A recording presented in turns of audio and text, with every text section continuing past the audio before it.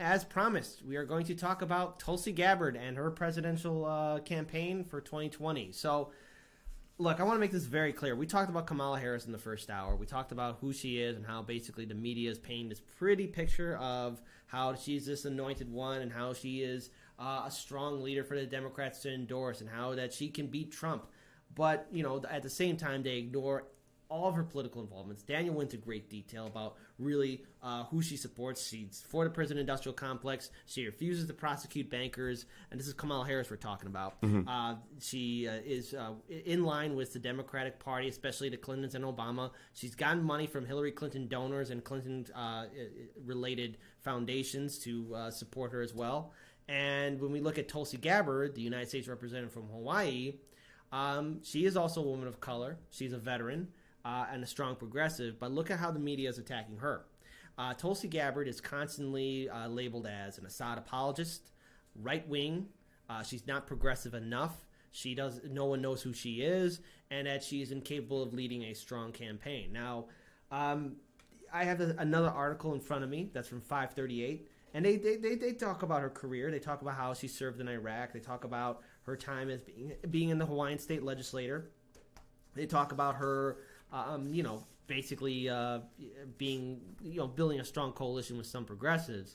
But they do say that she might not have what it takes to build even a much larger coalition. And mind you, when Daniel showed you that fancy little diagram of the people who would support Kamala Harris, they don't have that here for Tulsi Gabbard. They don't have it here at all. They only just state that some of her problems, how she's not for Medicare for all, or that she's voiced for support, but they're saying that her record shows that she's a moderate. Well, look, there's no such thing as a perfect politician, but the amount of attacks that Tulsi Gabbard is getting at from the neoliberal media, as well as from her members of her own party, it just reminds me of 2016 all over again, and just kind of a small hint of what Senator Bernie Sanders will go through once he makes his announcement that he's running for 2020. So Tulsi Gabbard's taking a lot of hits, and the only thing I would say to Tulsi Gabbard, especially when you look at an article from 538, this is the same 538 that got everything wrong in 2016. So when they write something down, you gotta question it immediately and look at their clear bias that they have towards certain candidates. So if I would say this to Tulsi Gabbard, I would say be aggressive on your campaign website. Please put policy issues. I know you got your website up, but put some of your policy issues up there, please. And be unapologetic and really understand that when the media starts pushing back at you or starts tearing you down or going at your record, take a page from Alexandria Ocasio-Cortez, and she has them on the ropes. They can't hurt her, and you got to do the exact same thing too, because this is what we saw in 2016. People kept on labeling Bernie Sanders as a misogynist, a sexist, and a racist, and now they're labeling Tulsi Gabbard as an Assad apologist, right-wing, pro-Republican, anti-LGBTQ, supporter, and they're just saying all these things. But let's look at this. At least Tulsi Gabbard has addressed her relationship with her father back in the day. Mm-hmm. She's apologized for it, and then we covered that last week. That she's apologized for her anti-LGBT past, and she has changed her opinion on that, and that's the best thing that you can ask, right, from a politician, is that they evolve their ideology and their opinions. And since then, she has been very supportive of a lot of progressive policies and issues, and actually fighting for them in the United States Congress. So I don't get what the media is trying to get out of just tearing her down. I guess they're just afraid that there's another woman of color who has a stronger voting record with progressives than their anointed Kamala Harris. Mm-hmm. I don't know. Paul, do you want to weigh in on this? Tulsi's an interesting figure, and I sort of waver on my opinion of her because she has some of her reasoning I think is unusual. Mm-hmm. But here's the best thing I can say about Tulsi is she is a principled anti-war legislator, mm-hmm. right? And so things like the New York Times columnist in that clip with Joe Rogan calling her... let's actually talk about that, too. Yeah, they smear her as an Assad toady. She uses the word toady, and I forget who called him out on Twitter, but here's this New York Times writer mm-hmm. who uses that phrase, and it's clear that she's repeating it from someone else she heard, because Joe Rogan goes, "What does toady mean?" And she goes, "I think it means..." She didn't know what the word meant. She wanted to sound cool. We have all been there before. Using the word. I had to look up the word. It's not a word that is super common, but it's basically a sycophant is the way that they defined it. Sort of a lackey, someone who shills for someone else. So she's saying that Tulsi Gabbard is a shill for Assad, and it's like, no, she's just an anti-war candidate. She doesn't want to go to war. She doesn't want to be in an unjust, illegal war, which is, I think, a very principled position. Because what the U.S. does is we go, oh, that guy's a dictator, let's go to war. That guy's a dictator, let's go to war. And it's like, hang on, we either financially or militarily support 73% of the world's dictators. Why do you want to go after that one in particular? Oh, oil, right? Yeah. Oil. Interesting enough that all the dictators we topple have oil in their countries. And if we all remember, let's rewind back the clocks. A lot of presidents have met with dictators and tyrants, and a lot of senators and congressmen and women have met with dictators and tyrants. Barack Obama met with the king of Saudi Arabia. Barack Obama and President Trump both respectively met the leaders of North Korea, and numerous other dictators too.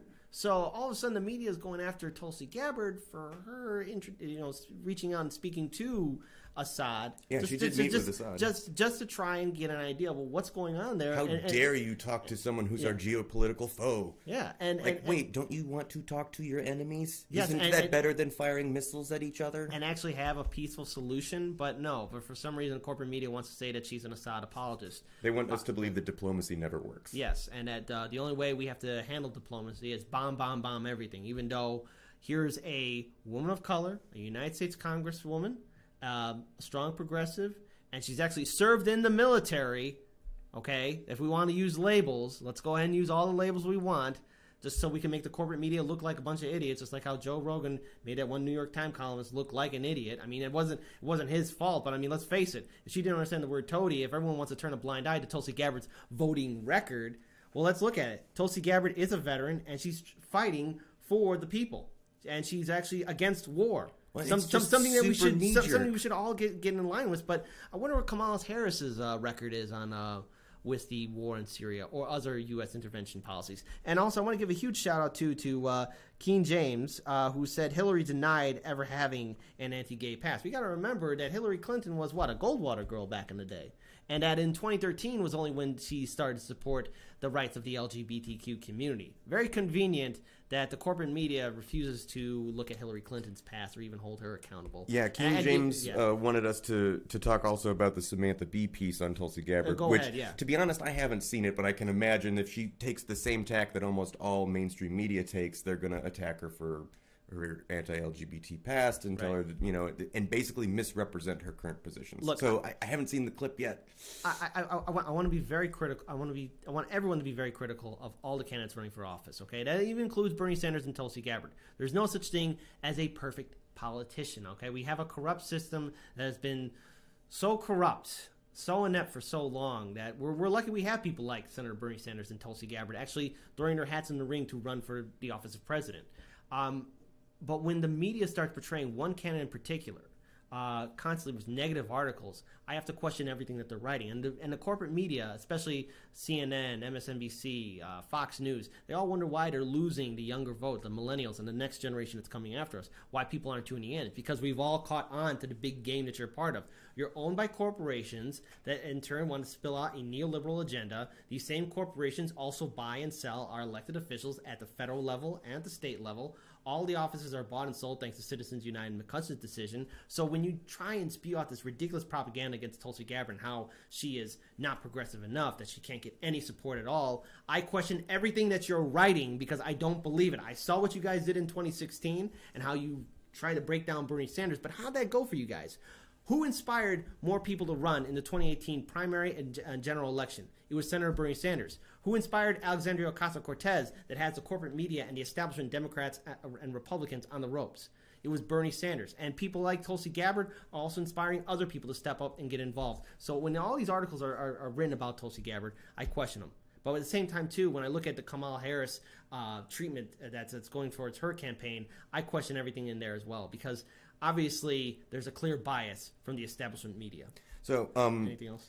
I think one of the biggest takeaways that we haven't really touched on yet when it comes to Tulsi Gabbard is while I'll continue to do more and more research on her, I'm not perfectly familiar with her entire record, so there's a little more digging into it I want to do there. What I can tell is that one of the things that she's sort of not as good at, or doesn't speak out as much about as like Bernie or Warren do, is, sort of Wall Street policy and economic inequality and social policy and things like that. But the really great thing about her getting in the race is she touches on basically Bernie and Warren's collective blind spot, which is, anti-war foreign policy. Like, they sometimes are kind of ham-fisted, or they haven't really got a good message out about what their foreign policy is going to be. And someone like Tulsi Gabbard, who can so confidently champion these sort of anti-war, pro-diplomacy kind of positions, I think that is going to inform both Warren and Sanders and other sort of lefty positions that may even affect the establishment camp, but I highly doubt it. Maybe only in their rhetoric. One final note, too, and a shout-out to Captain Jax. Hey, we've been shouting you out a lot. You're all right that, that the system is corrupt and everyone can be corrupted by it. It's one big party, and none of us, Democrats, Republicans, Independents, we're not invited to it. It's a corrupt neoliberal system, and the only way we can break it is getting money out of politics and getting actively involved in the political system. They have, for a long time, told Americans that our votes don't count, that it's just too complicated to understand, and we've all seen firsthand what happens when we sit on our hands and do nothing. And at the same time, too, we need to have a strong force of state and make sure the media holds all of these elected officials, even candidates that we like, politicians that we respect, accountable. So that's what we're trying to build here with Hard Lens Media. That's what we're trying to establish here. And so when you look at articles that are negative against Tulsi Gabbard or really supportive of Kamala Harris, question it. Question it. And it's our job to really bring you guys the real truth of it. And here's what's happening right now. Tulsi Gabbard is being brutally and unfairly attacked, but... Well, we're going to be brutally honest with the way we feel and what we think and how we see the issues. You can always count on our absolute honesty. We're certainly not shilling for anyone but our own thoughts. Yeah, so 538, do a better job.